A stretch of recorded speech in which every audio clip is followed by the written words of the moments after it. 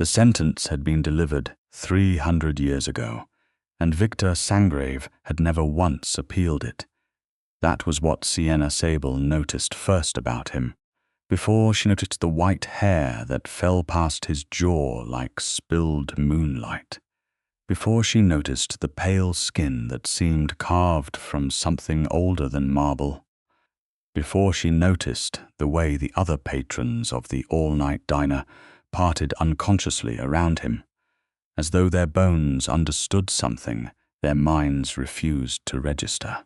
What she noticed first was the absolute stillness in him, the kind of stillness that was not peace but punishment, the kind that a man wears when he has been alone so long that movement itself has become a foreign language. She noticed it because she recognized it. She had been wearing it herself for 6 months. Sienna was 3 tables away from him when the man who had been following her since Portland walked through the door. She did not panic. Panic was a luxury she had learned to refuse. Instead, she picked up her coffee, crossed the diner in 7 deliberate steps, slid into the booth directly across from the white-haired stranger, and said, quietly but clearly, "I need you to look like you know me, please, right now." Those eyes came up, and they were the color of deep garnet, of old blood, of something that should not have existed in a human face. And for one fraction of a second, the air between them went electric, with something she could not name. He looked at her for exactly long enough that she thought she had made a catastrophic mistake. Then he reached across the table, covered her hand with his, and said, "You are late, darling." His voice was low, accented with something European and old, and the word darling in his mouth sounded not like an endearment, but like a declaration, absolute and unarguable. The man at the door scanned the diner, found her, hesitated when he saw she was not alone, and after a moment that stretched like taffy, turned and walked back out into the Chicago night. Sienna let out the breath she had been holding for 6 months. "Thank you," she said, pulling her hand back. "You were being followed," said the stranger. "It was not a question. I have been being followed for a while," she said. "My name is Sienna." He looked at her the way ancient things look at new things, with curiosity that had not been dulled by repetition. "Victor," he said. She should have left. She had learned, over 6 months on the road, that involvement was a form of danger. She should have paid for her coffee, walked out the back, and disappeared into another city with another name. She knew this. She sat down instead. "You are not frightened of me," he said, after a silence that lasted long enough to be meaningful. "Should I be?" Something shifted in those garnet eyes, something that looked almost like surprise. "Most people sense things they cannot explain and call it fear," Sienna said. "I prefer to call it information."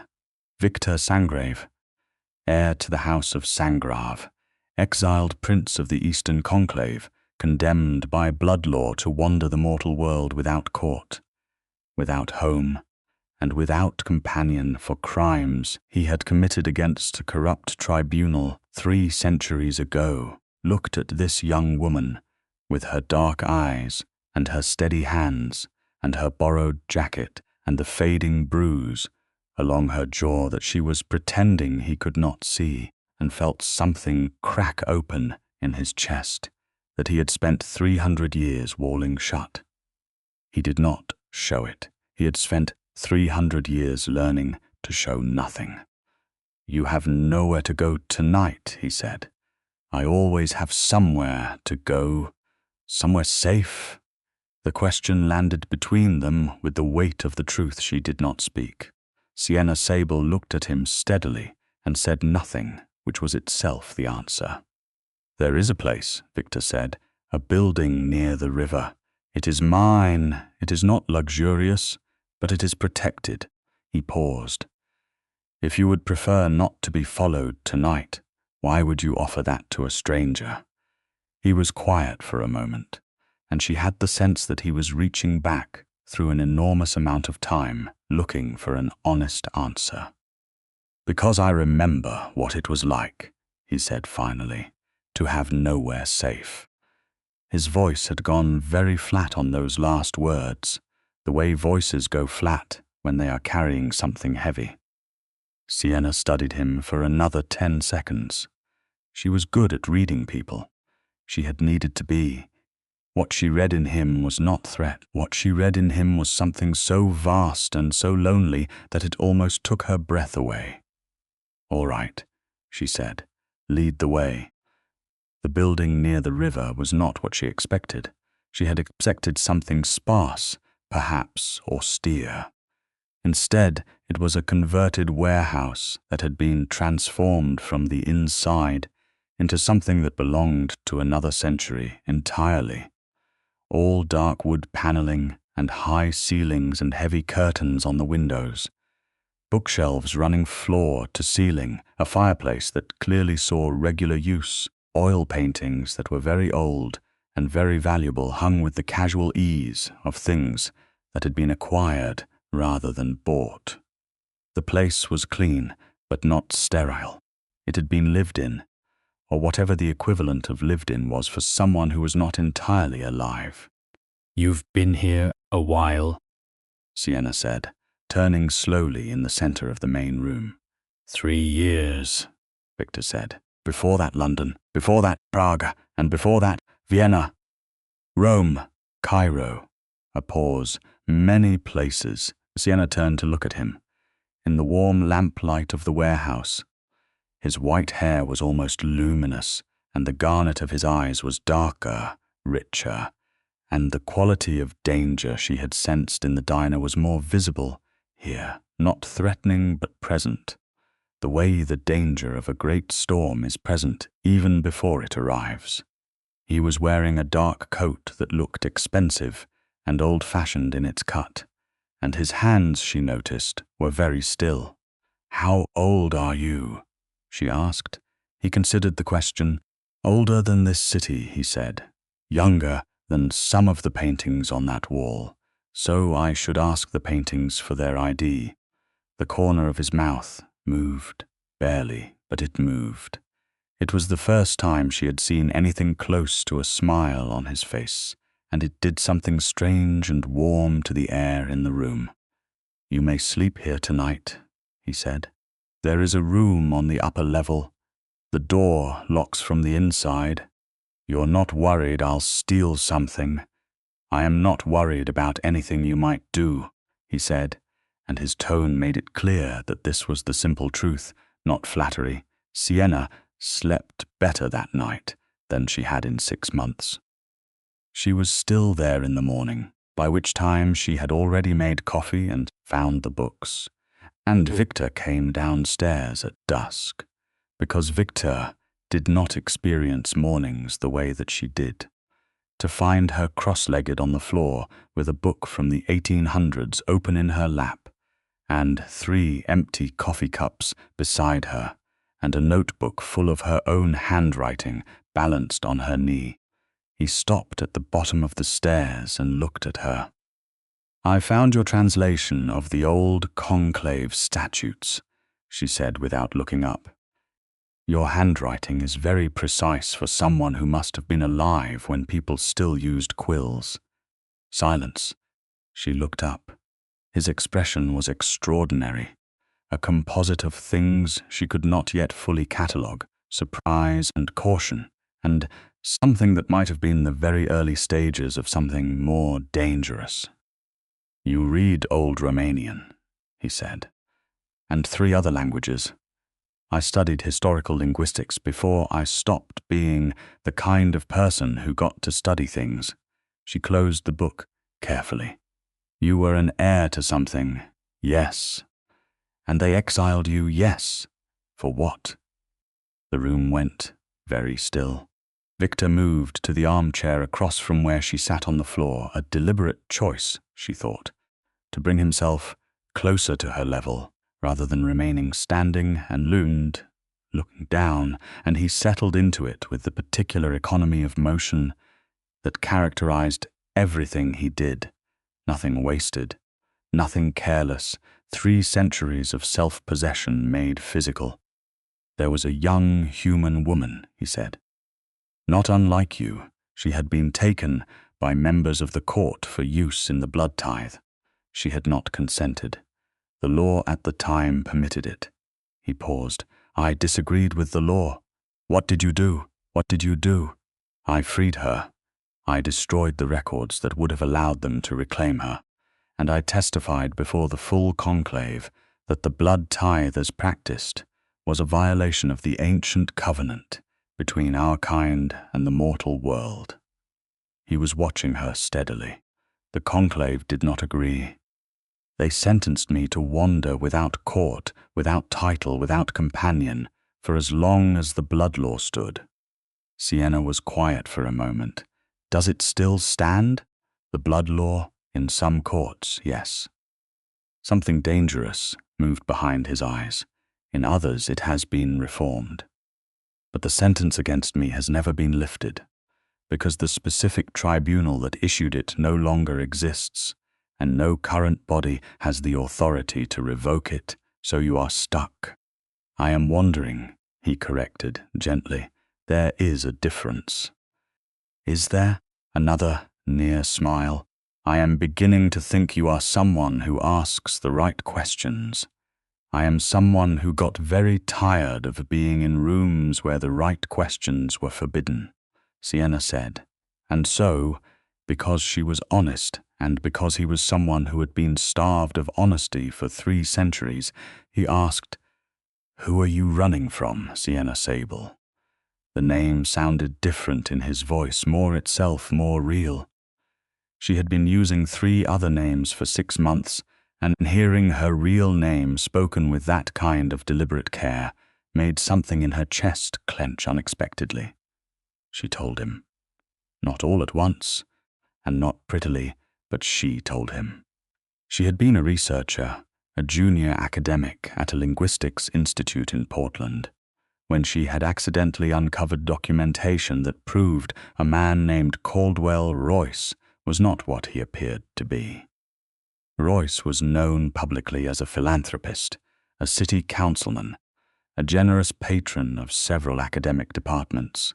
Privately, he was something older and more dangerous, a human liaison for the black market wing of a vampire court faction that called itself the Sovereign Compact, an organization that operated outside every established blood law and ancient code, that traded in human lives and stolen immortality serums and things Sienna did not have clean words for. She had found the documents by accident, had been naive enough to think she could simply report it, had been terrified enough when Royce's people came for her, that she had run rather than stayed, and had been running ever since. Victor listened to all of this, without moving, without interrupting, with the absolute focused attention of someone who had learned patience the hard way, and then kept learning it for centuries, was beyond that. When she finished, he said, "The Sovereign Compact." Something in his voice had changed. "You know them," Sienna said. "I have been aware of them for 40 years, he said. "They are one of the reasons I have remained in this country. They are expanding. They are dangerous, and they are not simply a criminal organization." He paused. "They are attempting to acquire enough leverage over the old courts to rewrite the blood laws in their favor." What would that mean? It would mean the sanctioned return of things that were outlawed centuries ago. His voice was very quiet. "Everything I was sentenced for opposing." The space between them took on a different quality then. They were not 2 strangers who had shared a booth in a diner anymore. They were 2 people who had, through entirely different paths and entirely different forms of loss, arrived at the same fight. "The man who followed me into the diner," Sienna said. "He works for Royce." "I know," Victor said. I recognized him. She stared. You recognized him. He has been operating in this city for 6 weeks. He is a scout for the Compact, not a soldier. He reports. He does not act directly. Victor held her gaze. That means they have found you, but have not yet decided what to do with you. You have perhaps a day before they move from surveillance to action. Sienna felt the familiar cold calculation that had replaced what used to be fear settle over her. Then I should keep moving. Victor was very still for a long moment. Then he said, "Or you could stay." She looked at him. "I have resources they do not know about," he said. "I have been mapping the Compact's operations for years. I have contacts, both in the vampire courts and in the human world, who owe me debts. If you stay, I can protect you while we find a way to dismantle the threat entirely rather than simply running from it indefinitely." He paused, and she had the sense again of that enormous interior space, that vast and carefully managed loneliness. "And if you stay, you are not alone." "Neither are you," she said quietly. He looked away from her for the first time. The firelight found the line of his jaw and the curve of his throat, and the absolute, careful blankness with which he was now looking at the middle distance, and Sienna thought that she had perhaps said the truest and most dangerous thing she had said in months. "No," he said, after a silence. "Neither am I." She stayed.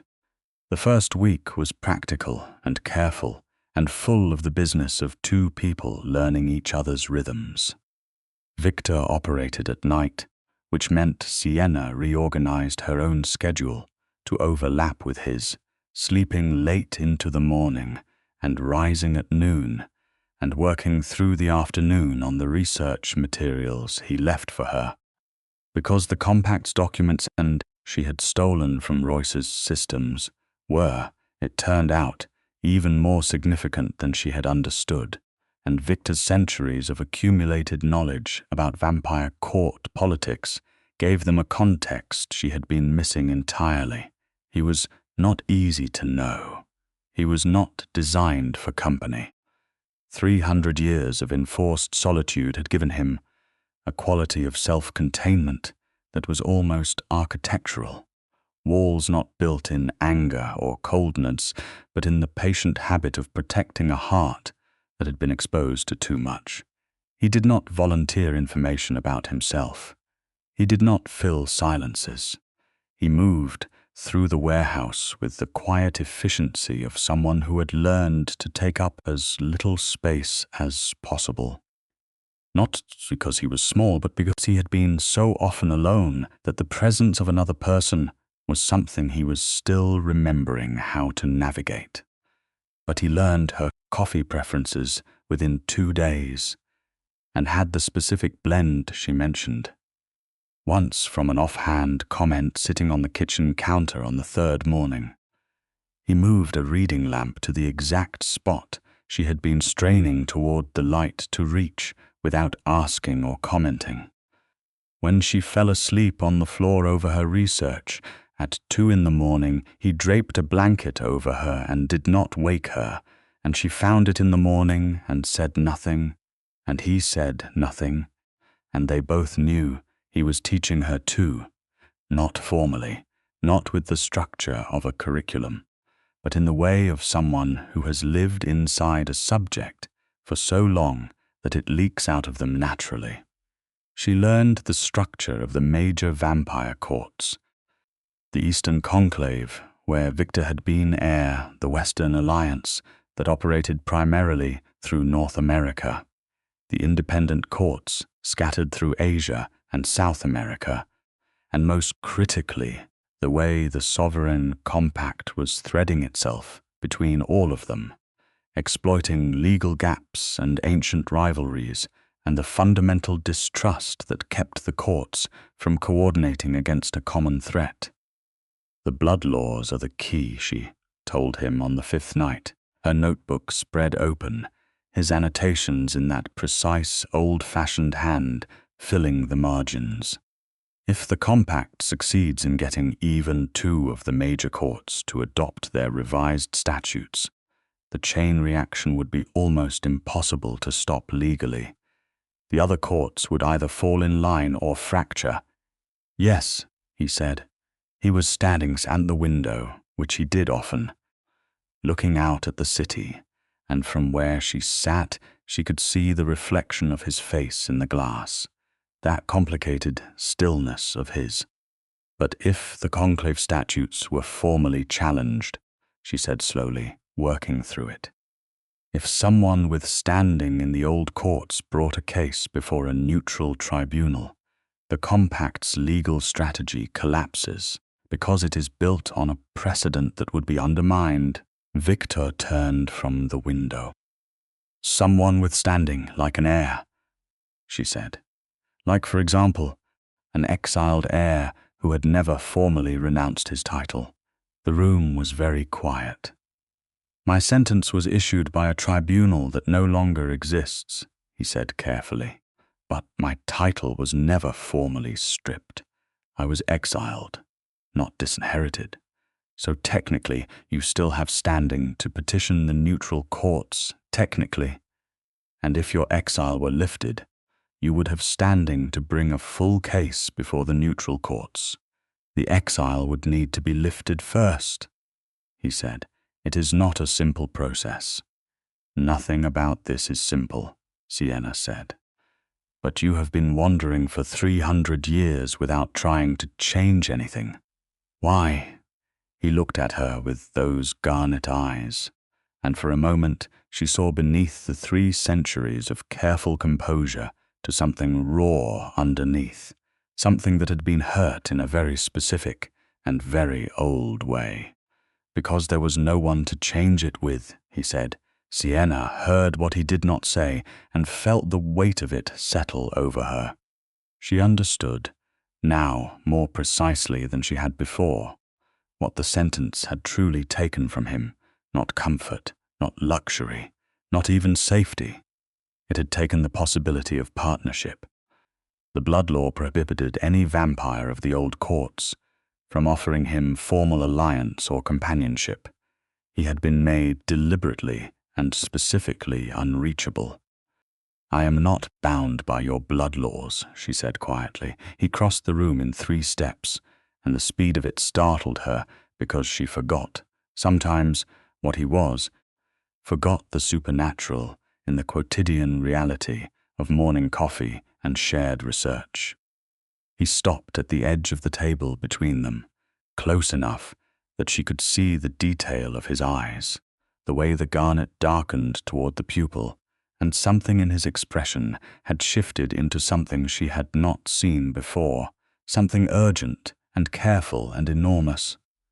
Sienna, he said, what you are considering is dangerous. I know. The compact will not simply observe if you move against them, and if you are formally allied with me, you become a target in a world whose rules you were not born into. I became a target the night I pulled those files, she said. The question was never whether I was in danger. The question is what I do with the danger I'm already in. He was looking at her as though he was seeing her clearly for the first time, or perhaps as though he was seeing himself reflected in her in some way he had not anticipated. You are not afraid of anything, he said. I am afraid of plenty of things, she said honestly. I am afraid of losing. I am afraid of Royce winning. I am afraid of being alone in this for the rest of however long I get. She paused. I am afraid of what happens if you decide that keeping me safe means sending me away. The air in the room had changed again, pulled taut with something that neither of them had named, yet because naming it felt like standing too close to a fire, and they were both people who had learned to be careful about what they let burn. I would not send you away, Victor said. His voice was very low. I find that I am no longer interested in that option, Sienna breathed. Good, she said. Then let us figure out how to get your title back. What followed was 2 weeks of work so intense it blurred at the edges. Days of Sienna cross-referencing her stolen compact documents with Victor's historical archives, nights of Victor making contact through channels she was only beginning to understand, reaching out to old debts and ancient alliances through intermediaries who communicated in coded language and arrived at the warehouse after midnight and looked at her with various degrees of wariness or curiosity or outright shock at finding a human woman installed in the exiled heir's home with the ease of someone who belonged there. There was a night when an elderly vampire named Dravescu arrived, ancient enough that his white hair had gone translucent and his movements had a crystalline quality, like something fragile moving carefully through a world it had outgrown. He looked at Sienna for a very long time, and then looked at Victor and said something in old Romanian that made Victor's jaw tighten. "He says you are either very brave or very foolish." Victor translated. "What did you tell him?" Sienna asked. Victor's expression did something complicated. "I told him I was no longer certain there was a meaningful difference." Dravescu laughed, which seemed to surprise everyone, including Dravescu, and after that he sat down and drank the tea Sienna made and gave them the name of the neutral tribunal contact they had been seeking for 2 weeks, an ancient arbiter named Thessaly Vaughan, who operated out of a building beneath the Chicago financial district, whose existence was technically a secret kept by 6 of the 11 major courts, and who had the legal authority to review an exile sentence that had outlasted its issuing tribunal. "Can she actually lift the sentence?" Sienna asked after Dravescu had gone. "She can if she determines the original tribunal acted outside its legitimate authority," Victor said. He was standing very close to her, close enough that she was aware of the specific quality of the air between them, cool and still like the air in old stone rooms. "The argument is that they sentenced me for political opposition, not for any genuine violation of blood law. The ancient covenant, the true foundation of our law, explicitly protects the right to dissent. So it is a good argument. It is an excellent argument." A pause. "It has simply never had an advocate willing to make it, until now." He looked down at her. "Until now." They went to Thessaly Vaughan together, which was itself a statement, because the protocols of the old courts dictated that exiles presented themselves alone, and arriving with a companion was either an act of gross ignorance or deliberate defiance, and Thessaly Vaughan, who had been arbitrating for 400 years and who had seen most of what the world could produce, looked at the two of them standing side by side in her underground chamber with its walls of carved stone and its electric lights that felt somehow like an afterthought, and raised an eyebrow that communicated about 17 different things simultaneously. She was small and very old, and her white hair was pinned up in a complicated structure that looked like it predated several governments, and her eyes were the pale grey of old ice, and she looked at Sienna the way a librarian looks at someone who has walked in with a very unusual book. "You brought a human," she said to Victor. "She brought herself," Victor said. "I was simply present at the time." "He means he invited me," Sienna said. Thessaly Vaughan looked between them with an expression that managed to be both amused and deeply knowing. "Sit down," she said. "Both of you." The hearing, if it could be called that, lasted 3 hours. Thessaly Vaughan asked questions with the precision of someone who had been cutting through evasion for centuries, and Victor answered them with the care of someone who had spent 300 years being completely honest because he had no one to lie to. Sienna sat beside him and did not speak unless addressed. which Thessaly did twice, and both times the arbiter listened to her answers with the close attention of someone updating a very old mental model. At the end of the 3 hours, Thessaly Vaughan said, "The original tribunal did exceed its authority. The sentence was retaliatory, not legal. I can issue a revocation order, but I want to be precise about something." She looked at Victor directly. "You understand that lifting the exile does not restore your title in full. It restores your right to claim it. The conclave would still need to formally acknowledge." "I understand," Victor said. "And the Sovereign Compact," Thessaly said. "Will know immediately. They have informants in most of the neutral channels. If I issue this revocation, you will have perhaps 48 hours before they move against you with something more organized than a scout in a diner." Sienna felt Victor's hand, which had been resting on the table between them, shift slightly, moving a fraction closer to her own. She moved her hand to meet it. His fingers closed around hers with a careful, deliberate pressure, and from the corner of her eye she saw Thessaly Vaughan notice this and file it away behind those ice-grey eyes. "Issue the revocation," Victor said. She did. They were 3 blocks from the underground chamber when the first of the Compact's people found them. There were 4 of them, which was not subtle, emerging from the shadow of a parking structure in a way that would have been unremarkable to any passing human, but that Victor read in the first half-second because he had 3 centuries of practice reading threats. He stepped in front of Sienna with an immediacy that was neither dramatic nor hesitant, simply absolute. A decision made before it was consciously made, his body placing itself between her and the potential harm with the certainty of something that was not going to be argued. "They moved faster than 48 hours, Sienna said from behind his shoulder. "They had someone in the chamber," Victor said. "Thessaly has a leak." "Great, what is the plan?" "Stay close to me," he said, "directly behind me.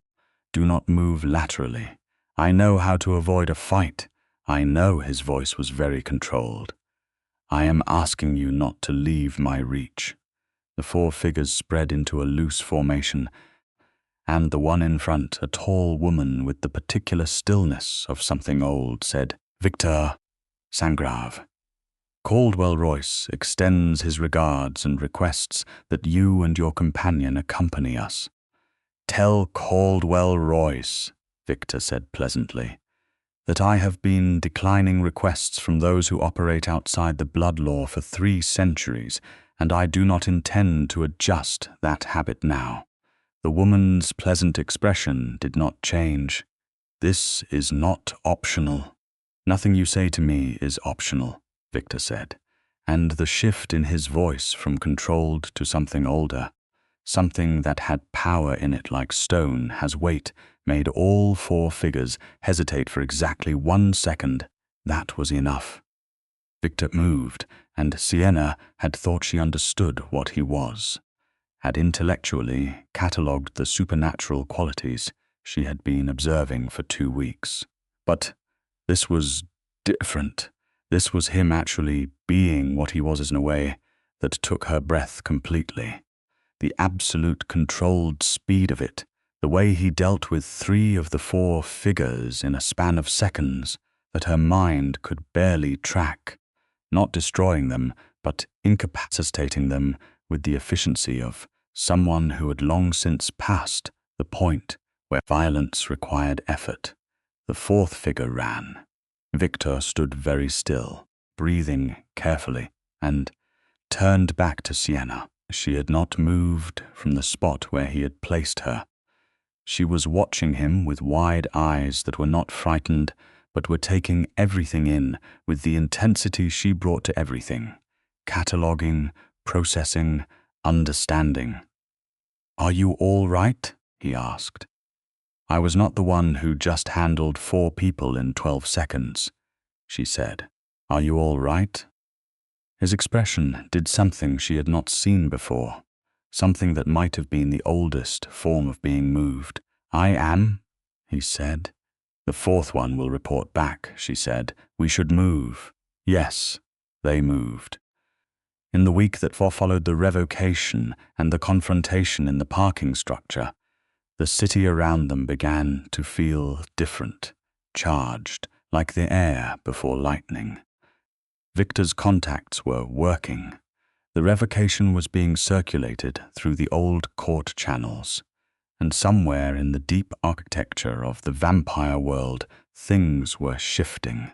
But the compact was also moving, accelerating its plans with the urgency of an organization that suddenly understood it was running out of time, and Caldwell Royce stopped being a background threat and started being an active one. He made contact directly on a Thursday night, which was unexpected enough to be alarming. Not in person, but through a message delivered to the warehouse by a human courier who did not know what he was carrying and left quickly. A thick cream envelope with Sienna's name on the outside, in handwriting she recognized from documents she had stolen months ago in Portland. She opened it with Victor beside her and read it, and said nothing for a long moment. "He knows everything," she said. "The revocation, Thessaly Vaughan, the compact documents I took. He knows I have been working with you." She looked up. "He says if I come in alone, he will let you continue wandering unmolested."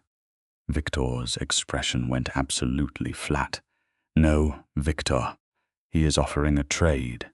"He is offering a trap," Victor said.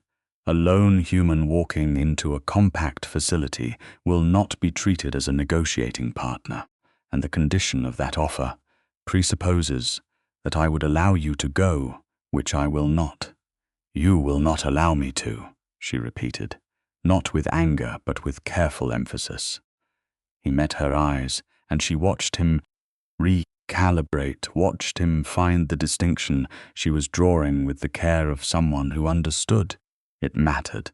"I would not allow myself to be in a situation where you went," he said, "because I would go instead, or I would go with you. There is no version of this where you walk into Royce's custody, and I remain here." The room was very quiet. Outside, the Chicago River was doing whatever it did in the small hours of the morning. "Victor," she said. "Why?" It was a simple question, but it was not simple at all, and they both knew it. He looked at her for a moment that seemed to last longer than it actually was, and she saw him decide to answer honestly, saw it in the precise way he chose to speak. "Because 300 years of being alone ends at a specific moment," he said. "And the specific moment for me was when you sat down across from me in a diner and did not flinch."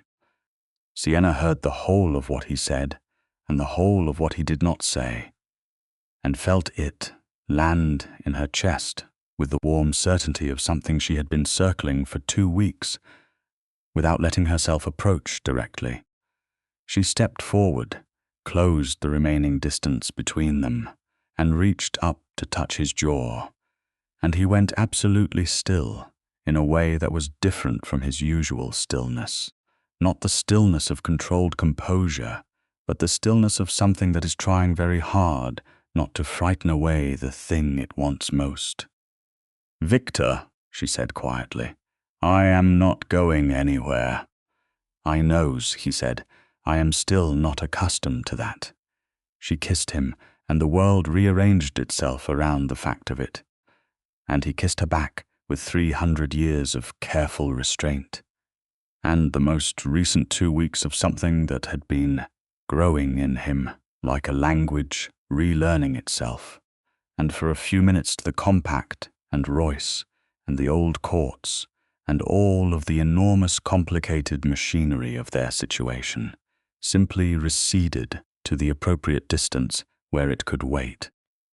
When they broke apart, he was looking at her with those garnet eyes, and something in them was open, in a way she had not seen before. Something that had been behind walls that were now simply gone. "We are not going to let him win," she said. "No," he agreed. "Then we need to bring the conclave in." Approaching the Eastern conclave was the part of the plan that made everything else look simple. The conclave was not hostile to Victor specifically. It was bound by the sentence that had been against him, and now that the revocation existed, the question was whether its current leadership would choose to honor it or whether there were factions within the court who preferred the status quo. Victor had not been a part of the conclave for 300 years. He did not know the current internal politics with certainty.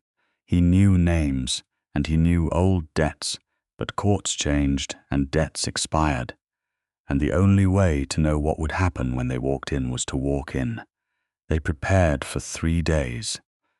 Sienna worked with the compact documents and Victor's legal knowledge to construct the clearest possible case, not just for the revocation of the exile, but for the formal charge against the compact and the challenge to the corrupted blood laws they were trying to reinstall.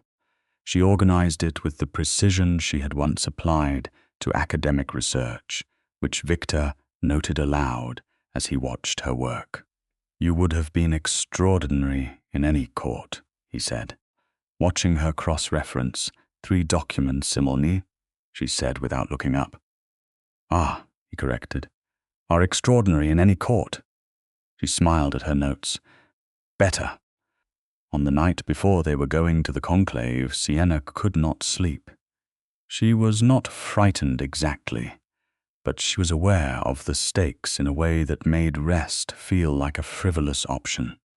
She went downstairs and found Victor at the window, which was where she always found him when things were at their most complicated, looking out at the river as though it was telling him something. She went and stood beside him. They looked out at the water together for a while.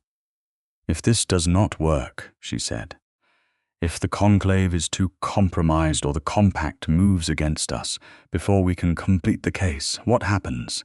Then we adapt," he said. "There are other tribunals, other routes, but it would take longer, and they would have more time to consolidate. Yes, and your title. If the conclave refuses to acknowledge the revocation, then I remain technically exiled by their recognition, even if not by legal sentence." He paused. "But the revocation itself is valid. No court can legally enforce the old sentence against me.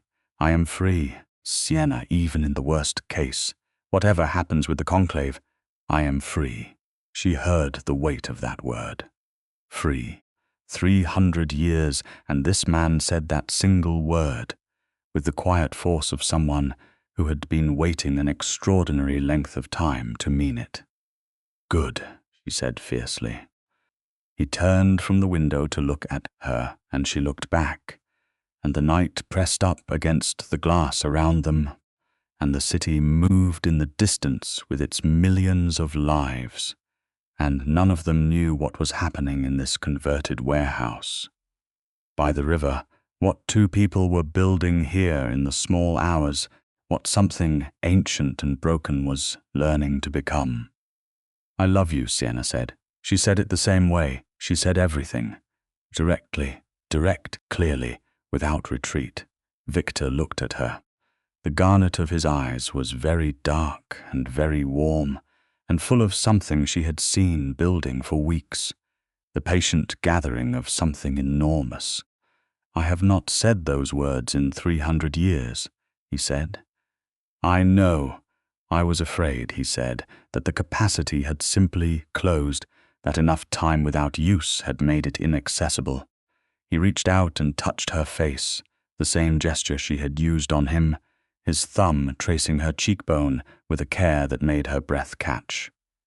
"I was wrong." "Say it then," she said. "I love you." Victor Sangrave said, "I have loved you since you sat down across from me and told me to look like I knew you, and I thought, I wish I did. I wish I had known you for a very long time. Sienna leaned into his hand and closed her eyes for 1 second. Then she opened them and said, "Then let us go. Make sure we have the time." The Eastern Conclave in Chicago was not in a castle. It was in the 47th floor of a building that looked like a law firm from the outside, and in some sense was one, though the kind of law it practiced was older than the city and stranger than anything its corporate neighbors could have imagined.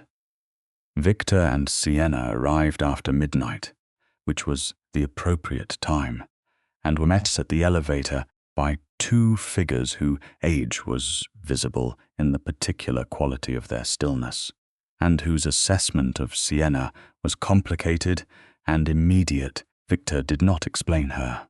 He introduced her, and the distinction was deliberate. "Sienna Sable," he said, "who stands with me?" They were taken to a room that was large and high-ceilinged and furnished in the style of an older century, and there were 7 figures arranged at a curved table when they entered, 3 of whom Victor recognized, and 4 of whom were new, and at the center of the 7 was a woman named Orvain, who held the position of chief arbiter of the conclave, and who looked at Victor with the expression of someone resolving a very old equation. "We received Thessaly Vaughan's revocation," Orvain said. She was perhaps the most striking figure Sienna had seen in any of these contexts. Tall, white-haired like all of them, her eyes a deep amber that was almost gold, her manner carrying the specific weight of authority that did not need to announce itself. "It has been reviewed, and," Victor said. "The revocation is valid," Orvain said. "The original tribunal did act beyond its sanctioned authority. The sentence is formally dissolved by the conclave's recognition as of tonight." She paused, and something in her expression shifted into something that was not quite an apology, but was adjacent to one. "The conclave acknowledges that the length of time required to reach this determination represents a significant failure of our court's justice." The room was absolutely still. Victor said nothing for a moment. Sienna watched his face and saw the 300 years of it moving through him, not as anger, not as grief exactly, but as the vast and very real settling of something that had been suspended for an impossibly long time. "The conclave's acknowledgement is accepted," he said finally. Orvain nodded. Now," she said, "I and you have brought a case against the Sovereign Compact." "We have," Sienna said. Orvain looked at her. "You are the researcher who acquired the primary documentation." "I am." "You understand what you are asking this court to do. Formal proceedings against the compact will draw direct retaliation." "The compact is already retaliating," Sienna said steadily. "The question is whether this court stands with the ancient covenant, or whether it allows a criminal organization to rewrite the blood laws by attrition." The amber eyes studied her for a long moment. Then Orvain looked at Victor and said something in Old Romanian. Victor translated quietly for Sienna's benefit, though not immediately. He said it later, when they were walking back through the corridors. He told her that Orvain had said, "The exile clearly produced unexpected results," and that the tone in which she said it had been one of surprised approval. The formal proceedings took 9 days, not all of them in the conclave chamber, not all of them with Victor and Sienna present, but 9 days of the kind of motion that happens when old power structures finally begin to move in the right direction, information circulated, testimonies recorded, the evidence Sienna had built presented in the formal language of the blood law courts, with the precision she had learned from weeks of working alongside Victor's encyclopedic knowledge. Royce did not wait for the conclusion. On the 6th night of proceedings, 3 separate members of the compact's upper structure attempted to access the conclave building, which was something no one who had not been born into extreme arrogance or extreme desperation would have tried. The conclave's security was extensive and old world and absolute, and all three were apprehended within minutes, but the attempt itself was the clearest possible signal that the compact understood the proceedings were going against them. On the 8th night, Caldwell Royce himself contacted the conclave through a neutral channel and offered a compromise, which Orvain declined with a brevity that suggested she found the offer insulting. On the 9th day, the conclave issued its determination. The sovereign compact's revised blood law statutes were formally declared in violation of the ancient covenant. The compact's legal standing was dissolved across all courts that recognized the conclave's authority. Caldwell Royce's specific operations were referred to both vampire enforcement bodies and the appropriate human authorities through the channels that handled overlap between the two worlds, and Sienna's documentation was the cornerstone of every referral. Royce was arrested by human law enforcement on a Tuesday morning, which was banal and appropriate, and the charges were sufficient that his legal exposure in the human world alone was going to occupy the next several decades of his life, regardless of what the vampire courts ultimately decided. The man who had followed Sienna into the diner in Chicago was identified and apprehended. The files she had left behind in Portland were recovered, and her name was cleared through the same overlap channels. She was, for the first time in 6 months, not running from anything. She sat in the warehouse on the night after the conclave's determination was issued and looked around at the dark wood paneling and the high ceilings and the bookshelves and the fireplace, and felt the extraordinary strangeness of stillness after so much motion. Victor came and sat across from her in the armchair that had become his armchair through the simple force of repeated occupation, and they looked at each other across the warm space of the room they had built together over these weeks. "It is over," she said. "That part of it," he agreed. "What is the next part?"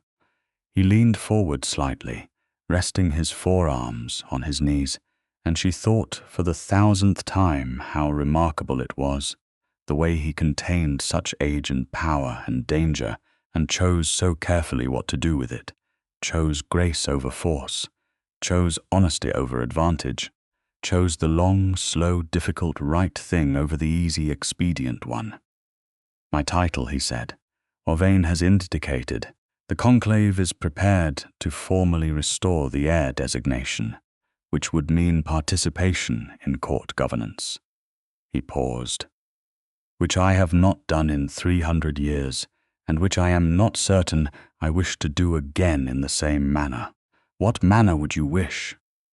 "I would wish to use whatever standing I have in service of the kind of reform I was exiled for advocating." He held her gaze. "There are still blood laws that need changing. There are still courts that have not adopted the protections that should be universal. The compact was an extreme symptom of a broader problem that did not go away when Royce was arrested." "So you want to stay in it," she said. "The court world, the politics." "I want to make it better," he said. "Which is different from wanting to be inside it." He paused. "And I want to do it from somewhere that is not one warehouse in one city with nothing beyond it." Sienna looked at him. "What are you asking, Victor?" He looked back at her with 300 years and all of the new warmth in his garnet eyes and said, "I am asking what you want, because I have spent 3 centuries without asking that of anyone, and I find that your answer is the most important information I currently possess." She thought about it. She was 28 years old, and she had been a researcher, and she had been a runaway, And she had been, for these past weeks, something new, and the something new was what she wanted to keep being. She thought about the documents and the old courts, and the enormous amount of work that remained in the space between the ancient vampire world and the human world, the translation and the advocacy and the reform which she was uniquely positioned for, and which was, she realized, the thing she had always been working toward without knowing the shape of it. "I want to keep working on this," she said, "the legal reform, the documentation, the overlap channels between the courts and the human world. There is a dissertation's worth of historical linguistics in your archive alone, and about 16 other dissertations worth of material in the conclave's records. And more than that, there is actual important current work to be done." She paused. "And with me," he said, and the ways he said it was very quiet and very sure. "With you," she said. "Then I will formally accept the title restoration," he said, "and I will propose to the conclave a new advisory structure for the overlap channels, and I will need someone who can navigate both the old court protocols and the human legal systems, and who speaks at least 4 languages and is not afraid of anything." "I am afraid of things," she reminded him. He said, "That is why I trust your judgment about which things are actually worth being afraid of." She laughed, which was a sound that had become, over the course of these weeks, one of the things he had discovered he organized his days around hearing. "Victor," she said, "I was a runaway. I had nothing." "You had everything," he said simply. "You simply had not had the opportunity to use it yet." She got up from her chair and crossed the room and sat on the arm of his, which was not something the protocols of any court would have considered appropriate, and which neither of them cared about in the slightest, and he made room for her with the ease of someone who had been learning to make room and had discovered that he was very good at it. "Where do we go?" she asked. "After this, where does the wandering take us?" "It is not wandering anymore," he said. "Wandering is what you do when you have nowhere to be. We have somewhere to be, several somewheres." He thought about it. "Vienna, I think, first. The conclave's Eastern archives are there, and there is a case building that requires access to records that have not been reviewed in a century. And then perhaps London, and then wherever the work takes us." "Vienna," she said, trying the word. "I have never been." "You will love it," he said, with the certainty of someone who had been there multiple times across multiple centuries. "The architecture is extraordinary, and there is a coffee house that has been in operation since the 18th century, and the library beneath the court building contains the oldest surviving copy of the original blood law covenant." "You are describing the library as a selling point. Am I wrong?" "No," she admitted. "The library is absolutely a selling point." He turned his head and pressed a kiss to her temple, and she leaned into it. And outside the Chicago River moved through the city that did not know what had been settled here, what enormous old sentence had finally reached its end, what new thing had begun. 3 months later, Sienna Sable stood in a building in Vienna that had existed for 500 years and was invisible to the city around it, which had learned to simply not notice it, the way cities learn not to notice their oldest bones. She was in the archive, which was exactly as extraordinary as Victor had promised, and she had been there for 6 hours and had barely scratched the surface of what was here, and her notebook was already full, and she had moved on to a second one, and the specific quality of absorption she was in was the kind that had always been her deepest self, the scholar inside the runaway, inside the woman who had sat down across from a stranger in a diner and decided, for the first time in a long time, to stop running. The archive door opened and Victor came in, which she knew by the quality of the air and the particular sound of his footfall, which she had learned the way you learn things that matter, thoroughly and without effort. "You have been here for 6 hours," he said. "I know. Come and look at this." She did not look up. "This document is from 1342, and it explicitly establishes the mortal right of refusal in perpetuity, and someone deliberately mistranslated the key clause in the 18th century codification, and that mistranslation is the foundation of everything the compact was trying to argue was legal precedent." She heard him cross the room and felt him stop behind her shoulder, looking down at the document, and then she felt his hand settle on her shoulders, with that deliberate, gentle certainty that was entirely his own. "You found it," he said, and his voice had the quality it got when she had done something that genuinely moved him. "We found it," she said, looking up and back at him, "because you knew where to look, and I knew what I was looking for." He leaned down and kissed her. "Here in this archive that smells of centuries and old paper and the specific gravity of things that mattered, and the document with its crucial clause lay on the table before them, and somewhere above them the city of Vienna went about its business, knowing nothing at all of what was happening in the bones of itself. When he straightened, he said, "Dravescu is coming tonight. He wants to discuss the new advisory structure proposal. I know. I have 3 pages of notes for him. Of course you do."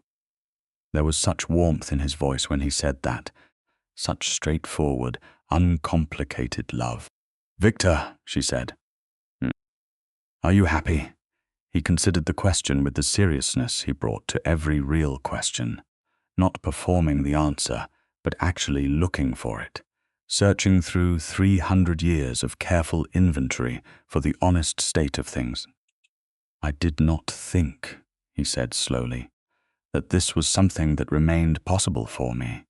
I had been alone long enough that I had reclassified certain things as simply inaccessible. Happiness was one of them."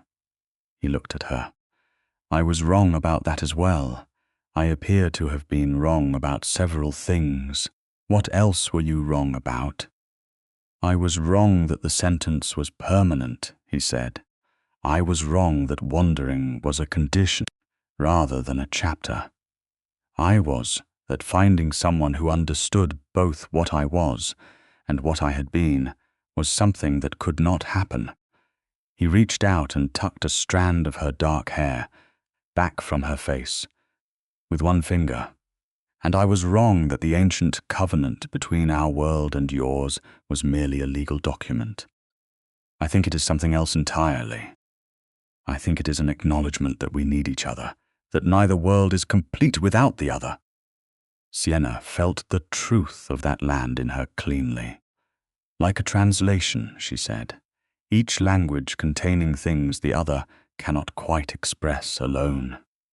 His expression did the thing she loved most, where the composure opened and let the real thing show, the warmth and the age and the love that had been building in him across all this time without anywhere to go, until she sat down across from him and said, "Look like you know me." He knew her now, thoroughly and without effort, and in all the ways that mattered. "Exactly like a translation," he said. The case built from the 1342 document moved through the court channels over the following months with the particular momentum of something that has been waiting a very long time to move. Sienna presented it before a joint tribunal of 3 courts, with Victor standing at her side in the capacity of his restored title, and the argument she made was the cleanest and most thoroughly documented challenge to the corrupted blood law precedent that any court had seen in the modern era, and it succeeded, not without resistance. There were court factions who fought it, who sent representatives to argue against it, who tried the various procedural tools available to delay and complicate what they could see was coming. But the momentum was real, and the documentation was airtight, and Victor's standing was formal and restored, and Sienna's capacity to navigate the intersection of the old court world and the modern human legal frameworks was something that had no equivalent in the existing system, because no one had existed quite at that intersection before.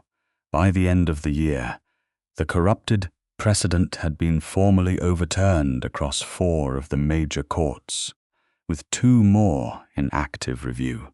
The overlap channels between the courts and the human authorities were restructured along the advisory framework Victor had proposed, with Sienna at the center of the human side of the bridge as an appointed liaison, the first human to hold an official position in the court governance structure since the original covenant. There was a formal ceremony for that, which Sienna found somewhat surreal, and Victor found entirely appropriate, because he had been arguing for 300 years that the covenant required genuine human participation to function as it was intended, and to see it happen in a room full of ancient faces who were learning, with varying degrees of grace, to update their understanding of what was possible, was the exact thing he had been exiled for wanting. He stood beside her through the whole of it, which was where he always stood, close enough to be present and steady enough to be relied upon, and proud in the particular way of someone who is proud not of himself, but of the person beside him.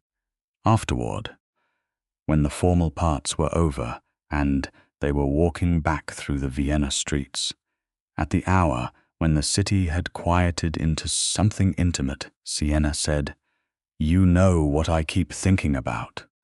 Tell me."